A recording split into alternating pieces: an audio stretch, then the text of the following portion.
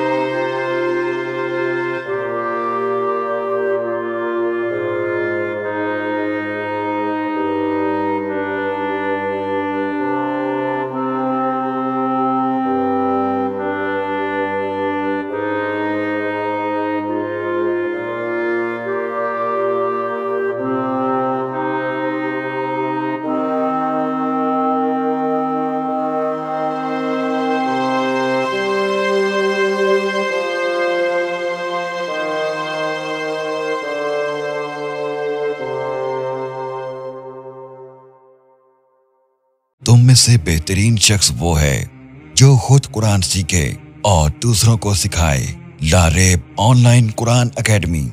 We provide online Holy Quran classes through Skype, Zoom, all over the world. Time and day at your own choice. Highly qualified male and female teachers. Affordable monthly fee. We are teaching 24 hours. Audio and video summarized lesson on daily basis. Satisfaction on completion of your course. No age limitations. Basic Qaida. Memorization of Quran. Holy Quran with rules, tajweed, translation and tafsir, namaz, kalimats, dua, 5-day free trial classes.